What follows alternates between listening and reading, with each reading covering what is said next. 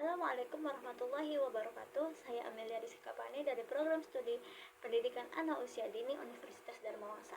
Jadi, saya di sini ingin membahas tentang sarana dan prasarana anak usia dini. Apa sih itu sarana dan prasarana anak usia dini? Nah, sarana dan prasarana ini merupakan fondasi penting dalam menciptakan lingkungan belajar yang aman, nyaman, dan bermakna bagi anak usia dini. Dalam pendidikan anak usia dini, sarana dan prasarana bukan hanya alat atau benda pendukung, tetapi menjadi bagian dari pengalaman belajar itu sendiri.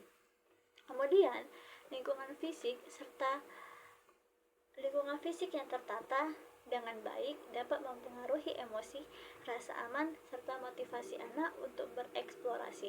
Oleh karena itu, pengelolaannya harus dilakukan dengan pendekatan yang terencana, menyeluruh, dan berorientasi pada kebutuhan perkembangan anak usia dini.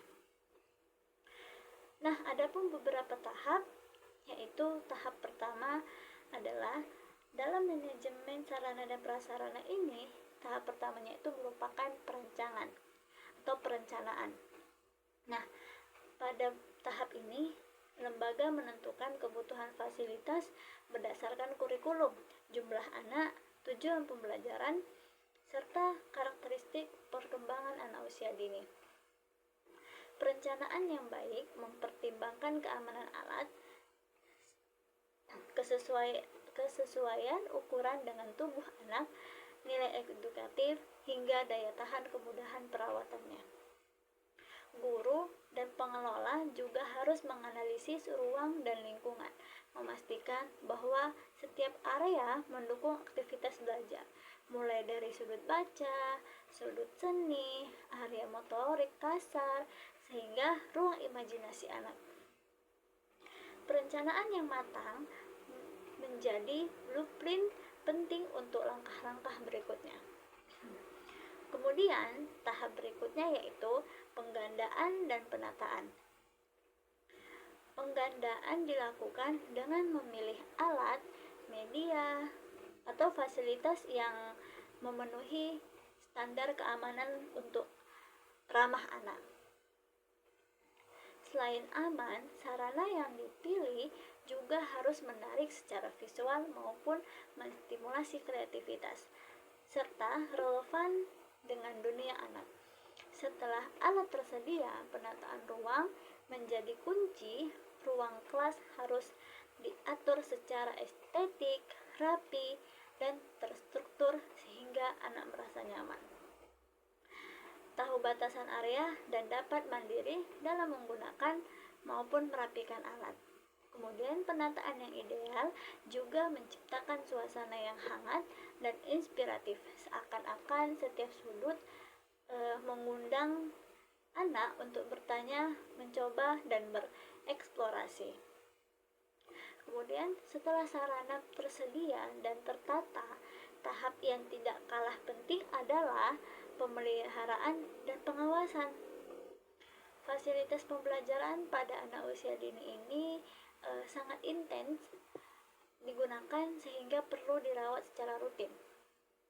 Pemeliharaannya meliputi kebersihan, perbaikan, sterilisasi alat, pengecekan keamanan, serta penggantian fasilitas atau yang sudah rusak atau berpotensi membahayakan anak nantinya. Kemudian, lingkungan yang bersih dan terawat menunjukkan komitmen lembaga pada keselamatan dan kenyamanan anak. Selain itu, guru berperan aktif menggunakan alat, memberikan contoh cara pemakaian dan penyimpanan kembali, serta menumbuhkan rasa tanggung jawab pada anak terhadap lingkungan belajarnya. Kemudian, tahap terakhir adalah evaluasi dan pengembangan berkelanjutan. Nah, evaluasi ini harus dilakukan dengan menilai sejauh mana sarana dan prasarana benar-benar mendukung proses pembelajaran.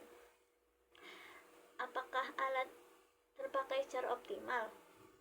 Atau apakah ruang sudah mendukung pembelajaran yang aktif dan menyenangkan? Apakah ada fasilitas yang perlu ditambah atau diperbarui? Evaluasi ini menjadi dasar pengembangan selanjutnya agar lingkungan belajar selalu relevan dan membutuhkan perkembangan anak dan selalu mengikuti kemajuan pendidikan anak usia dini. Kemudian, dengan evaluasi yang konsisten, sarana dan prasarana akan terus berkembang dan meningkatkan kualitas layanan pembelajaran. Secara keseluruhan, manajemen dan sarana prasarana anak usia dini ini merupakan seni sekaligus tanggung jawab.